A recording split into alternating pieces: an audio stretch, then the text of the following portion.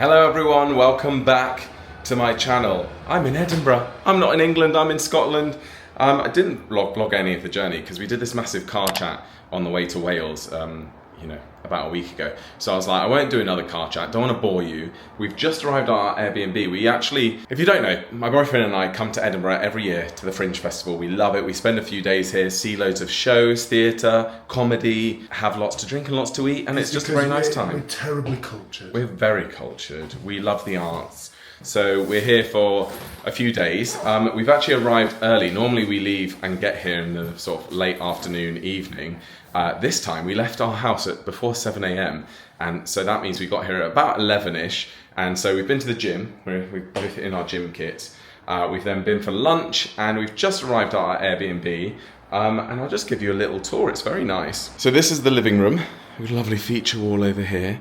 They've set the dinner table. They're very well stocked. They've got like board games and books over there, a fruit bowl, and then in the kitchen, I'm like, is this for us? Or they've left some pastries on the side with some cling film on it, biscuits, some crisps, a loaf of bread, reduced, and then they've got tea and coffee facilities. Over here, there's pasta, rice, but the thing that's confused me is in the fridge, it's fully stocked with yogurts, and I said to Keegan, I think this is either someone's left things behind or someone lives here and they've moved out for the month of August because they can rent it out. Only a psychopath stores their fridge like that. I think it's left behind from previous guests, because if I was a host, I wouldn't buy a 70p reduced loaf of bread for my guests. I'd be mortified. Also, I'm not eating any of that because I don't trust it.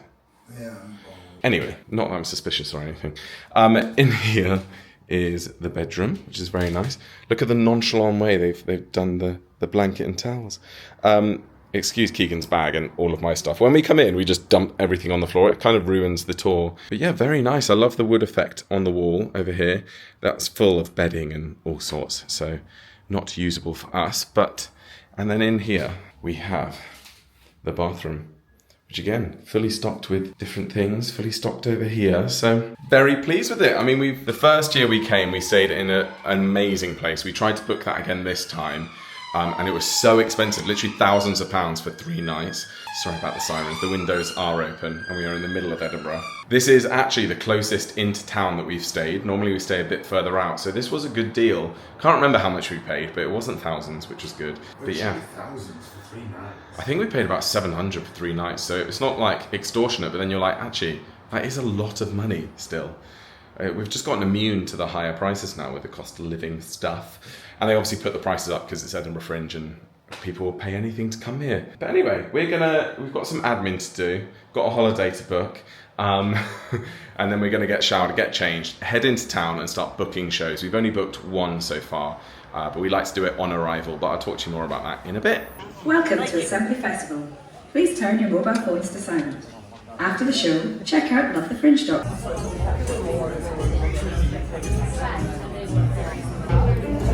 Lighting's not forgiving.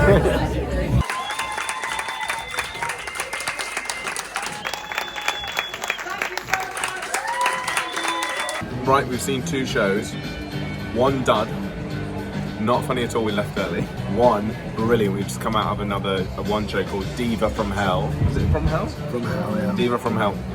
Hilarious. We had no expectations. It was recommended by Elaine Page, actually. EPOS on her radio show. So I wrote it on my phone. We went to see it. So good. Very talented. Very talented. Very funny. 4.5 out of 5. And now we're sharing a mac and cheese, which we've been daydreaming about. It was the best thing we ate at the Fringe last year, but not the exact one. It's so good. But it's still good. This is like a truffle mac and cheese. 4.5 out of 5. Yeah, and the show 4.5 out of 5. Milton Jones, 0.5 out of 5. Not even that, for me, 0.25. It was just dad joke after dad joke. I was like, how are people finding this funny? We paid over 20 quid per ticket for that. When people have been on TV, people think like they, confirmation bias. Yeah, Exactly. But yeah, I don't know who it was in Diva from Hell.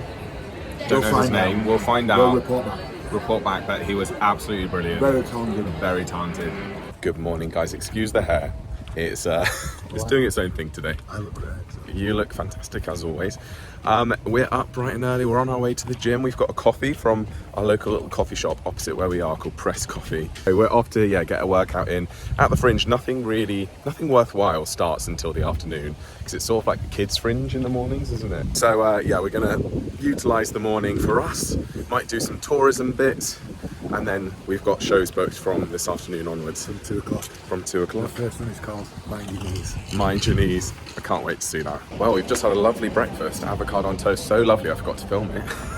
And we've now stumbled across this stairwell, which I believe is in the TV show One Day that we consumed on Netflix. We loved it, didn't we? Yes. And I think this is in like the It's first also a book episode. as well, like. Yeah, Which is it's a very famous book. And it's a famous film with Anne Hathaway doing a terrible Mancunian accent. Even though the girl's not from Manchester. No. But yeah, I'm pretty sure that is the steps from the first episode where he goes running after her. Oh, it's starting to rain. Because it also, as you can see, you still see the castle through here. It's a very nice view. Or as we'd say, a castle. Castle. I wouldn't. Castle. Recognise it? Any movie buffs or TV show buffs? I'm just a regular buff. You are buff.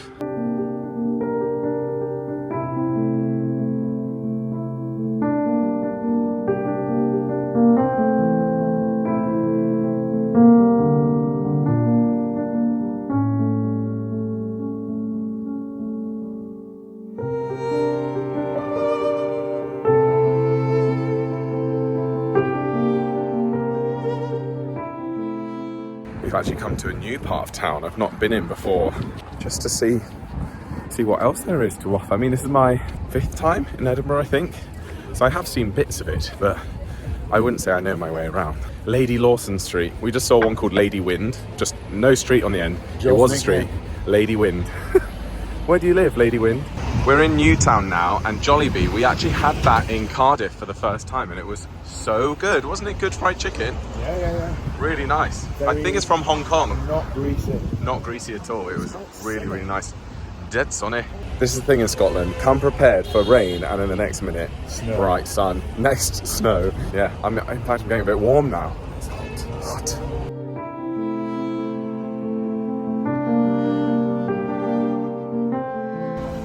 See that shit movie? Yeah, that's where we went to see Milton yesterday. It was not didn't good. go. Sorry if Milton, if you're watching this.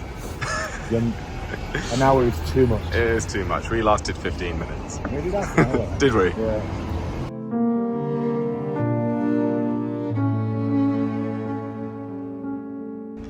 Right, we've come to a little cafe.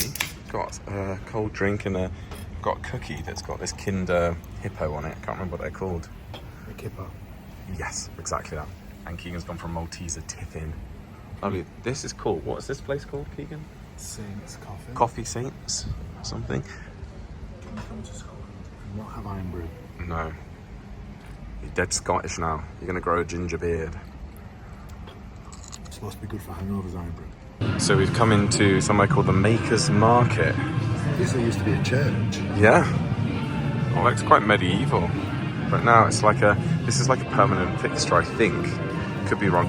Keegan was saying earlier today we need to buy some artwork, which we do for our bedroom. Maybe not artwork of Edinburgh though, as much as I love it.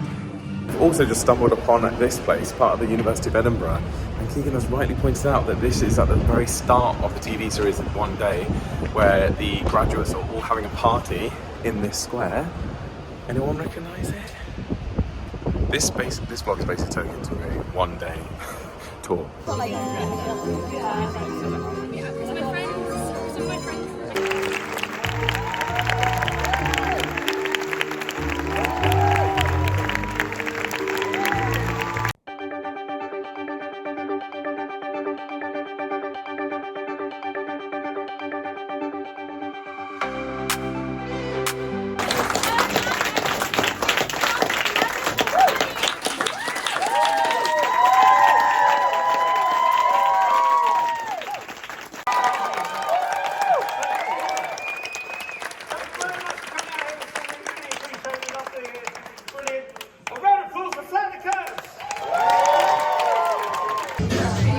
So my cocktail comes ready made. Keegan's is a DIY. I always get DIY. Go on then. What's that? Basil? Oh, basil oil. What garnish are you going to have it? Very nice. Very good meal.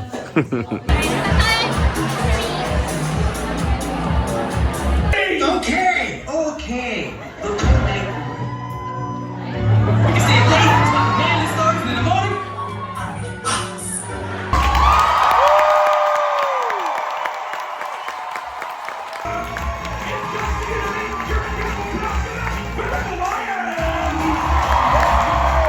Good morning, guys. It's our last day in Edinburgh, and it's bright and early. Well, it's not that early. It's nearly 10 o'clock. We're showered and ready, and we are heading up to Arthur's Seat. Now, when we've been in Edinburgh before, we've done Edinburgh Castle, we've done Holyrood House or Holyrood Palace, done lots of touristy things, but we have never walked up Arthur's Seat, and so that's what we're going to do today. It's just a big hill. It's just a big hill. I don't know why it's called Arthur's Seat. Keegan will probably find out and then tell you, because he likes looking at things on his phone like that, information. But yeah, looking forward to it. I actually watched a documentary recently of a couple from Bradford, which is near where me and Keegan live. They came here and then he pushed his wife off of Arthur's Seat and she died, and it was the murder trial. I said to Keegan this morning, as long as he promised not to push me off Arthur's Seat, he could make no such promises. No, pushing, it's not funny though. It's not funny, actually. You're making light of a very serious situation. Push people off. No. Or any high hills. No matter how much Taylor Swift they sing. Yes.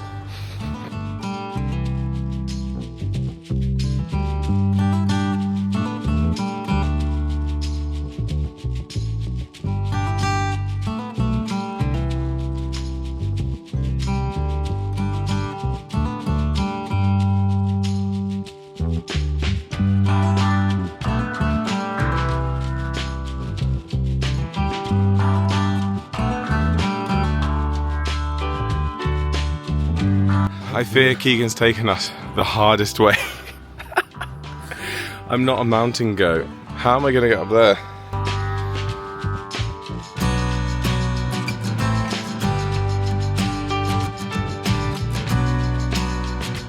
Right, this is insane. I think we need to turn back. Climb up. Climb up this rock face. Yeah. Something ridiculous. Go.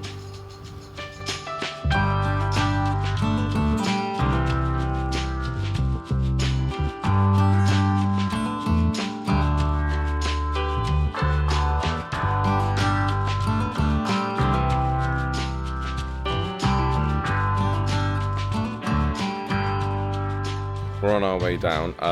I have never climbed as many mountains as I have since meeting Keegan. I think this is like my 5th mountain. We must always challenge ourselves.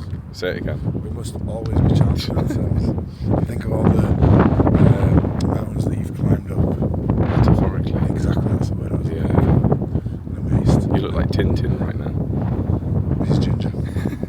So on our way down, this is actually the way we were supposed to come up, not scrambling up the mountain face like mountain goats.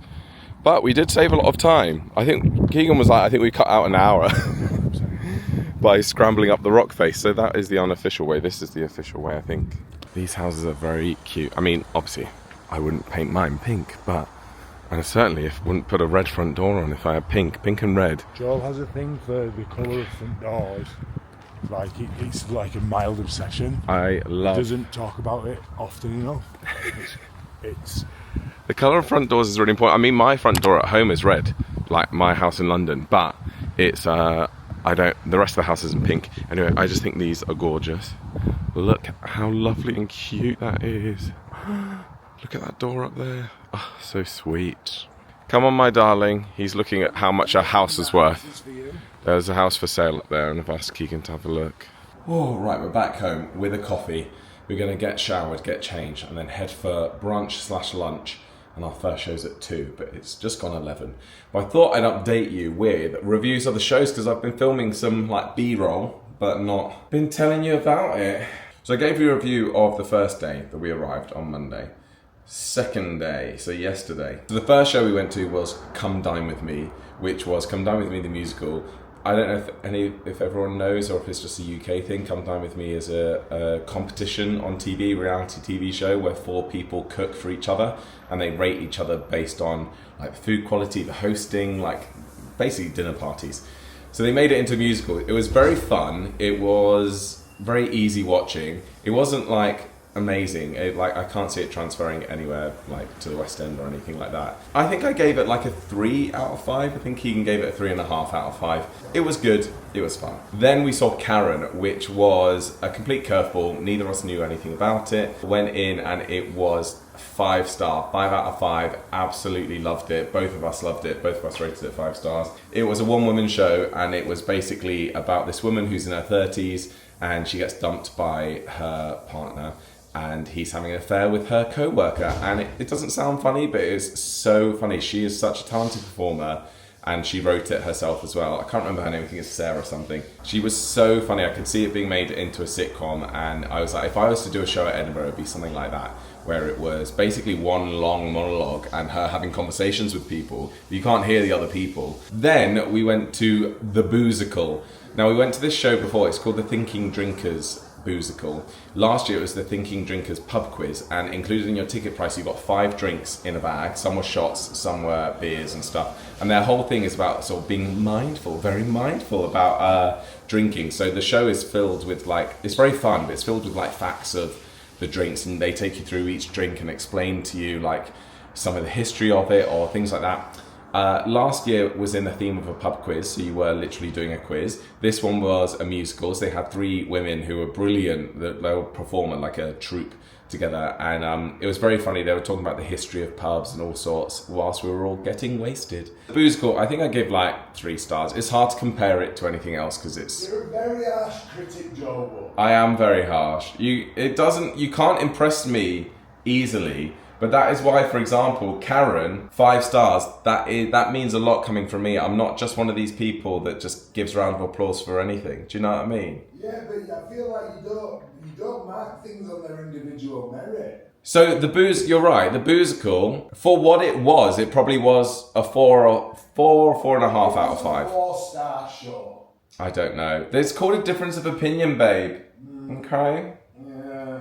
Well, he's not going to like what I've got to say next. Swamplesque, it was basically burlesque meets Shrek. I suppose if I'm in the cold light of day, it did what it said on the tin. It should be technically a 5 out of 5.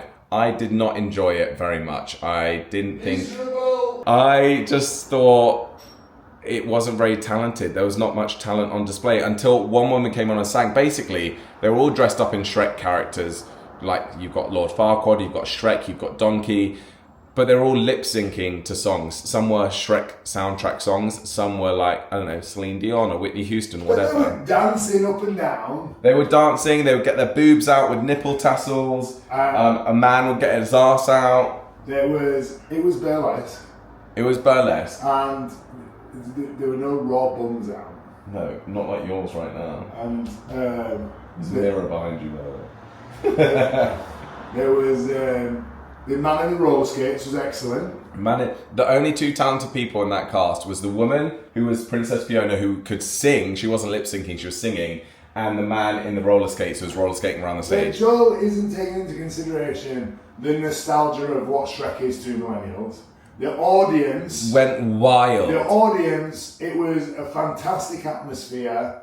Everybody was enjoying themselves, apart from Joel.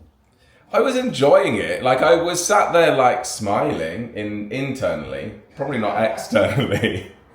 But yeah, it did what it said in the tin. It was like Shrek meets burlesque. But it just wasn't my sort of thing. There was nothing clever about it. Nothing like, oh my gosh, you've got to go see it. Yeah. I disagree. I say go see it. So the standout from yesterday was absolutely Karen. So much talent. Huh? I agree. Keegan agrees. Yeah, Karen was the best show we've seen at the Fringe this year so far. Anyway, today we've got a jam-packed schedule from 2 p.m. all the way through till 9 p.m. But it's time for me to get showered now. And time to put a smile on my face, eh, babe? Well, we'll make a nice change. So we had our brunch and then it was time to see our first show, which was basically about this gay couple who basically win a show like Love Island, a reality TV show, about the impact on their relationship, which was good.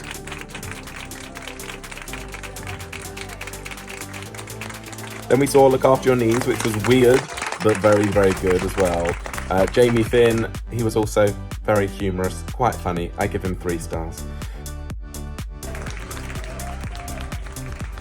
And then finished with my favourite, Larry Dean. He's like a friend of mine. He's done so well. His venue was packed, like hundreds of people, which was amazing to see.